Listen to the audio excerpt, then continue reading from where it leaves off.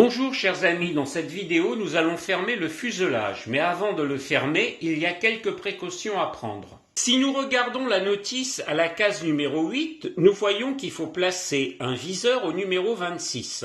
Or, ce viseur va faire saillie en dehors du fuselage. Comme nous le voyons, ce viseur est tout petit et la surface de collage va être très faible. Donc, lors de manipulation, ce viseur pourra tomber. Il vaut mieux le mettre tout à la fin, après il sera protégé par la verrière. Mais il y a une autre raison à ne pas le mettre tout de suite. En effet, une fois qu'on va placer le tableau de bord, est-ce qu'il fera saillie ou est-ce qu'il sera un peu à l'intérieur? S'il fait saillie, il n'y a pas de problème, mais s'il est un petit peu à l'intérieur, on aura des difficultés à coller le viseur. Donc ça justifie qu'il vaut mieux coller le viseur après la fermeture du fuselage. Il y a aussi une autre question à se poser. Dans le fuselage, on doit coller le cockpit, mais est-ce qu'il n'y a pas d'autres pièces à coller dans le fuselage? Comme on le voit, il y a ces petites barrettes en plastique qui vont servir à coller les tuyères d'échappement. Donc avant de fermer le fuselage, il faut coller ces barrettes en plastique. Elles sont situées ici et ici. Nous avons dégrappé les deux pièces avec la pince à dégrapper. Il n'y a plus qu'à les ébavurer s'il y a des restes de grappe. Nous voyons qu'il y a des restes de grappe qui sont minimes. Nous allons donc ébavurer les restes de grappe.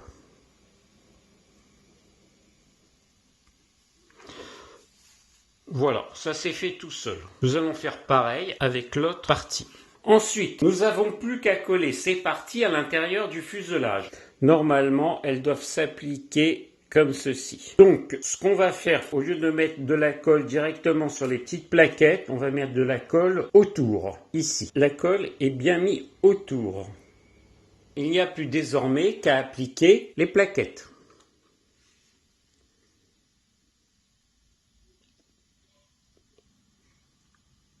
Voilà, les plaquettes sont bien appliquées. On retourne le fuselage pour vérifier si la zone est bien fermée hermétiquement. Nous voyons ici qu'il y a un petit espace libre, donc il faut légèrement glisser vers la droite. Voilà, l'espace libre est complètement fermé. À gauche, il ne s'agit pas d'un espace libre, mais tout simplement de l'ombre. Comme cette pièce est à l'intérieur du cockpit, on ne pourra plus agir dessus si elle tombe. Donc je n'hésite pas à sceller tout ça avec une nouvelle couche de colle dessus, pour être sûr que cela ne bouge plus. Et avec de la colle épaisse. Les deux supports pour les deux tuyères d'échappement ont été posés. Maintenant, il n'y a pas d'autre élément à mettre à part le cockpit. Mais là, il va falloir voir si une fois le cockpit installé, les deux hémifuselages vont se refermer. On va d'abord placer ceci dans l'hémifuselage sans colle. Alors, je vais juste clipper parce qu'apparemment on peut clipper ces deux parties du cockpit. Ça tient à peine, ce n'est pas du tout collé, mais ça nous donne une idée de la façon dont va se placer le cockpit. Et comme vous voyez, là on voit bien un cockpit très riche en détails. On va donc coller ces deux parties avec un angle de 90 degrés. Il faut faire attention car une partie du cockpit est très fragile car il y a des pièces très fines. On ne va pas attendre que cela sèche, on va mettre ceci dans l'hémifuselage et fermer l'hémifuselage sans colle pour voir ce que cela donne. D'abord, ce que je vais faire, c'est réunir les deux hémifuselages sans mettre le cockpit.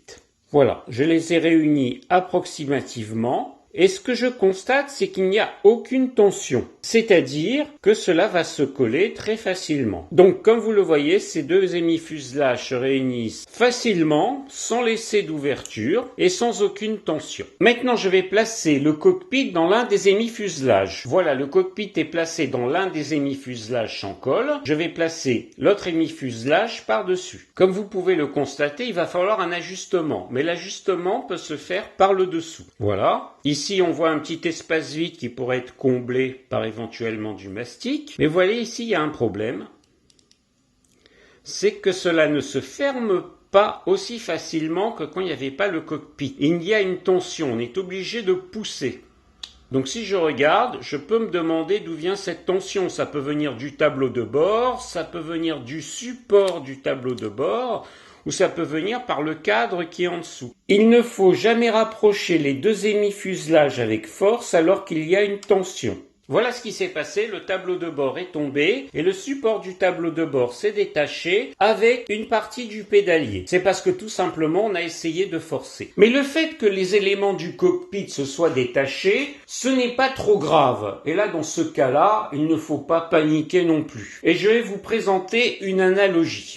Voici une radio de la main. Là, on voit une fracture de l'extrémité inférieure du radius. C'est ce que l'on appelle la fracture de Pouteau-Cole. Cela arrive quand vous tombez et que naturellement, pour vous protéger, vous mettez les mains en avant, ce qui crée une hyperextension du poignet comme ceci et donne cette fracture de l'extrémité inférieure du radius. Mais cette fracture n'est pas grave. Comme vous le remarquerez sur cette radio, on voit les traces du plâtre qui a été posé, car il s'agit d'une fracture peu déplacée et l'os va se reconstituer de lui-même et reprendre sa forme initiale. C'est un peu ce qui s'est passé avec notre maquette. Pour que les deux hémifuselages se collent, certains éléments du cockpit se sont décollés. Mais ce n'est pas grave, il suffit de les recoller. Maintenant, je vais prendre une deuxième analogie. Imaginons que les éléments du cockpit ne se soient pas décollés et que vous ayez vraiment avec force collé les deux hémifuselages tant bien que mal. C'est ce qui va se passer ici. Donc, l'extrémité du radius ne s'est pas cassée. Donc pour notre maquette d'avion, les éléments du cockpit ne se sont pas décollés et vous avez réussi à coller les deux hémifuselages avec force. Ce qui se passe ici, comme cela ne s'est pas cassé ici, la tension s'est propagée au niveau des os du carpe.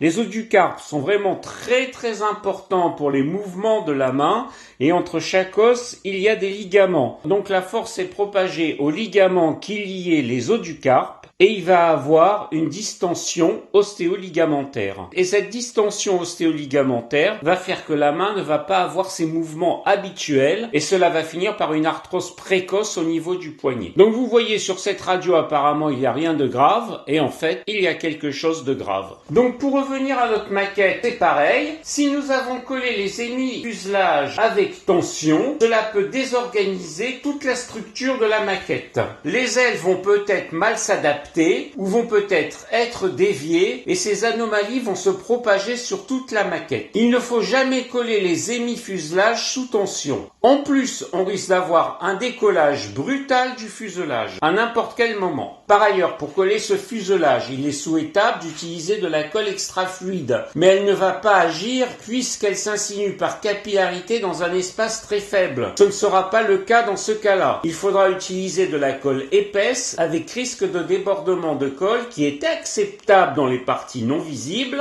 mais pas dans le fuselage où la colle va attaquer les lignes de structure. Comme nous le voyons ici, il y a de nombreuses lignes de structure et mettre de la colle épaisse va créer des débordements qui vont abîmer les lignes de structure, vont nous obliger à faire un ponçage important et à regraver les lignes de structure. Donc ce que j'ai fait, j'ai détaché les trois parties du cockpit. Comme les trois éléments du cockpit ont été détachés, nous allons insérer sans colle chaque élément du cockpit successivement en fermant le fuselage pour voir qu'est-ce qui bloque au niveau de la fermeture des hémifuselages. Nous allons donc commencer par cet élément-là. Vous remarquerez par ailleurs que la fermeture en force de ces deux hémifuselages qui n'arrivaient pas à se refermer a aussi détaché le manche à balai. Ça, ce n'est pas grave, on va le recoller. Comme nous le voyons, ce n'est pas cet élément qui empêche la fermeture du fuselage. Il nous reste à voir si c'est le support du tableau de bord ou le tableau de bord lui-même. Comme vous le voyez, cette fois-ci, j'ai continué à recoller le cockpit avec même des éléments qui s'étaient détachés. Comme vous le voyez, ça peut se recoller très facilement. Ce n'est pas grave si les pièces ont été décollées. Donc là, j'ai juste rajouté le support du tableau de bord, mais pas le tableau de bord. Donc je vais voir si, sans le tableau de bord, les éléments du fuselage vont pouvoir s'adapter très facilement. Donc, comme vous le voyez, j'ai placé sans coller le cockpit dans un demi-fuselage et vous voyez qu'il n'y a pas le tableau de bord. Et on va donc fermer les deux demi-fuselages sans colle. Comme vous le voyez, cela se ferme très facilement avec le support du tableau de bord, mais il reste un petit espace ici, mais il n'y a pas de tension. Donc la tension ne serait pas due au support du tableau de bord, mais on va essayer quand même de combler cet espace. Comme vous le voyez, cela s'adapte très facilement, mais aux dépens d'un espace qu'il y a ici. On va essayer de déplacer légèrement le cockpit. Comme vous le voyez, il y a moins d'espace en haut, mais il y a un écart ici. Et les hémifuselages ne se ferment pas. Donc, pour que cela se ferme, il faut déplacer légèrement le cockpit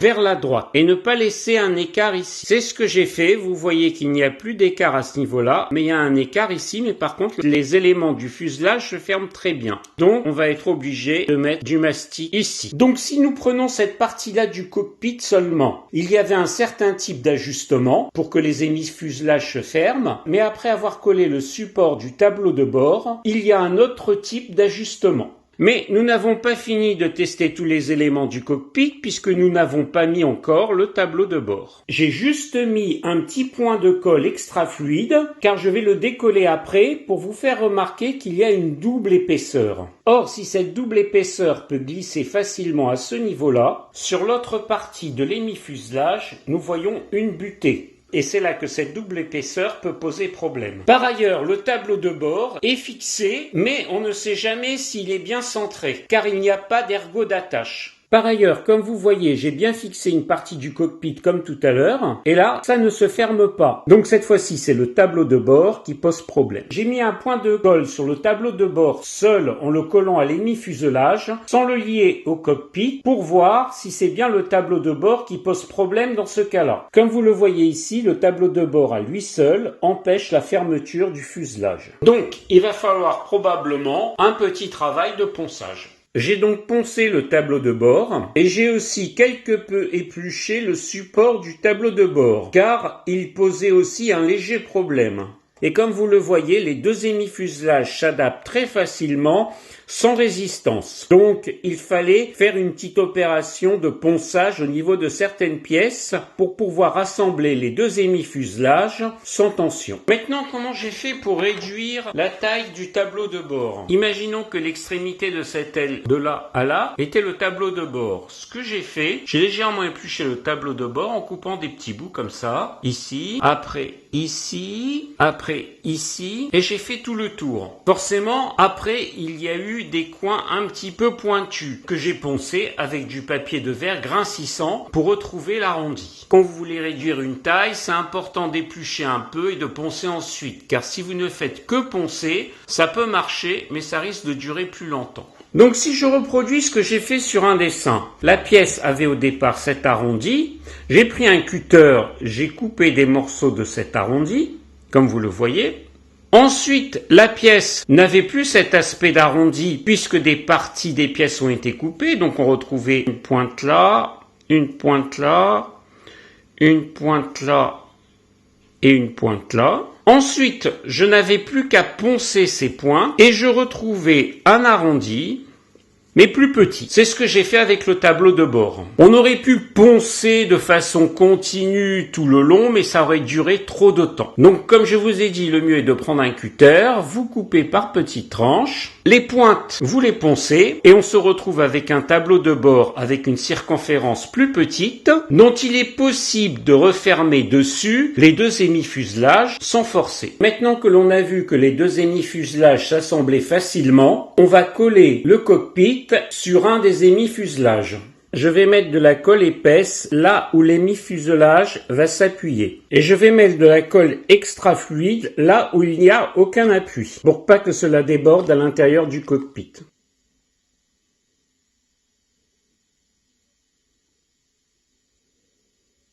Et on va donc procéder au collage. Il ne faut pas attendre que cela sèche, il faut tout de suite appliquer l'hémifuselage, son colle, pour voir si les deux hémifuselages s'adaptent. Comme nous le voyons, après collage du cockpit sur l'un des hémifuselages, les deux hémifuselages continuent à très bien s'adapter. On va maintenir tout cela provisoirement avec de la bande cache de la marque Tamiya. Pour le moment, on n'a pas collé les deux hémifuselages, mais on a appliqué l'un des hémifuselages sur l'autre où le cockpit a été collé. Ceci est une précaution. Quand on collera l'autre hémifuselage, on saura que le cockpit est parfaitement adapté. Comme vous le voyez, même sans colle, les deux hémifuselages sont parfaitement jointifs. J'ai laissé sécher à peu près une douzaine d'heures, j'ai enlevé une bande cache et je vais enlever l'autre bande cache. Et comme nous le voyons, le cockpit tient parfaitement. Et il n'y a aucun débordement de colle à l'intérieur du cockpit. Il y en a évidemment à l'extérieur, mais cela ne se verra pas. Ce que je vous conseille à ce stade-là de construction de la maquette, c'est de photographier votre cockpit, car une fois fermé, on verra certains détails, mais on ne verra pas tous les détails. Ça vous fera un souvenir du cockpit. Quant aux zones non peintes, elles vont disparaître, qu'on fermera complètement les hémifuselages. Maintenant, on a plusieurs options pour coller les deux hémifuselages. Ou on met de la colle uniquement sur le cockpit, comme on l'avait fait pour cet hémifuselage, et on ferme les deux hémifuselages, et on met un système de maintien comme de la bande cache. Et après, on mettra de la colle extra fluide qui passera par capillarité entre les deux hémifuselages. Et on rajoutera un système de maintien. Il y a une deuxième solution, c'est de mettre de la colle extra fluide sur l'ensemble de l'avion, cockpit y compris, et fermer les deux hémifuselages et mettre à nouveau un système de maintien. On peut avoir plusieurs systèmes de maintien. Le problème de certains systèmes de maintien, c'est qu'une fois qu'on les ouvre, la pression est beaucoup trop forte et ça risque de casser le fuselage. On pourrait prendre des systèmes de maintien plus petits, mais la pression aussi est extrêmement forte. On peut prendre un trombone pour les parties fines, mais à condition d'écarter un petit peu certaines parties du trombone pour que la pression soit pas trop forte. Vous avez aussi cet objet-là, mais là aussi la pression est beaucoup trop forte. Il y en a de plus petite taille, mais la pression serait à vérifier aussi. Dans tous les objets que je vous ai montrés, on ne peut pas régler la pression. Par contre, ce qui est utilisé le plus souvent par les maquettistes, c'est de la bande cache. Ici, c'est de la bande cache d'une largeur de 6 mm,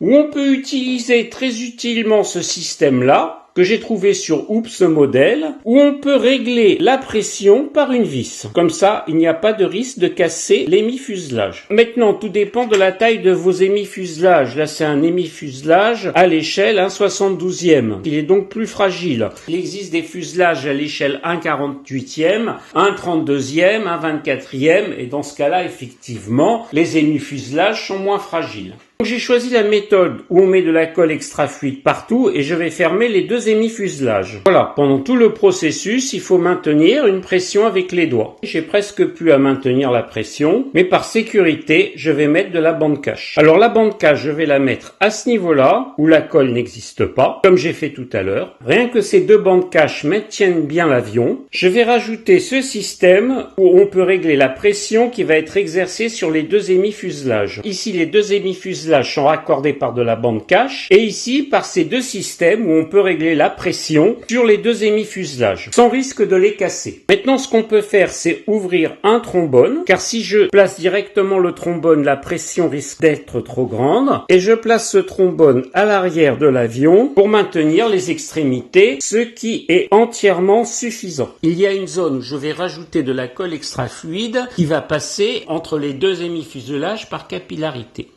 Voilà. En même temps, cette colle va permettre de faire fondre les deux morceaux de plastique et lorsque l'on poncera, on ne verra plus rien. Donc, en résumé, je n'ai pas mis de la colle extra fluide par-dessus le fuselage pour la laisser passer par capillarité. Comme la colle extra fluide fait fondre le plastique, il y avait un risque qu'elle efface les lignes de structure. On aurait pu poncer et les regraver, mais si on peut éviter de faire ce travail, tant mieux. Donc, j'ai choisi plutôt de mettre la colle extra fluide à l'intérieur du fuselage et coller les hémifuselages ensuite. Maintenant, pour le maintien, j'ai mis de la bande cache là où il n'y avait pas de la colle. Par contre, je n'ai pas mis de la bande cache là où il y avait de la colle, car la bande cache peut adhérer à la colle extra fluide et après, pour l'enlever, c'est problématique. On peut éventuellement poncer à nouveau et cela peut effacer les lignes de structure. Autant éviter cela. Pour les parties où il y a de la colle, j'ai utilisé ces dispositifs où on peut contrôler la pression pour maintenir les deux hémifuselages. Surtout, pas de système où vous ne pouvez pas contrôler la pression, ça peut casser le fuselage. À l'extrémité aussi, j'ai contrôlé la pression en ouvrant un trombone, pas en le laissant plat, pour pas que cela écrase l'extrémité de l'avion. Par contre, ça maintient la colle. En dernière chose, ce que j'ai fait, j'ai mis de la colle extra fluide juste à ce niveau-là, cette fois-ci par-dessus le cockpit qui va passer par capillarité, mais ça pose pas de problème puisqu'il n'y a aucune ligne de structure. Et si on ponce après, on n'effacera aucune ligne de structure. J'ai donc laissé sécher pendant 4 heures et maintenant je vais enlever les systèmes de maintien. J'ai donc enlevé les deux systèmes de maintien où on peut contrôler la pression et j'ai donc enlevé le trombone. Maintenant je vais enlever les bandes cache. Pour fermer cet hémifuselage, on a eu des difficultés. Mais ces difficultés ne sont pas systématiques. Il y a des avions dont le fuselage se ferme parfaitement tout seul. Pour ce fuselage, il y a eu une difficulté et quelque part, tant mieux, j'ai pu vous montrer quelques techniques supplémentaires. Les deux hémifuselages sont désormais parfaitement collés. Il n'y a aucune ouverture aussi bien en haut qu'en dessous. On peut faire une vérification qu'il n'y a pas eu de décalage, mais cette vérification a été déjà faite avant. On peut voir aussi l'intérieur du cockpit qui est très bien agencé malgré les désagréments qu'il a subis. Évidemment, il y aura des améliorations à apporter. Comme vous voyez ici, il y a un espace libre. Ici, il va falloir rajouter une pièce du cockpit. Il y aura une autre pièce ici et il y aura le viseur à rajouter. Mais on va laisser cette pièce de côté pour le moment. Dans la prochaine vidéo, nous verrons le montage des ailes de l'avion. Si vous avez aimé cette vidéo, n'hésitez pas à vous abonner en appuyant ou en cliquant sur le cercle Reste Modèle ou sur le bouton S'abonner. N'hésitez pas à partager la vidéo et un pouce bleu me ferait plaisir. Et dans l'attente de la prochaine vidéo, je vous souhaite une bonne continuation.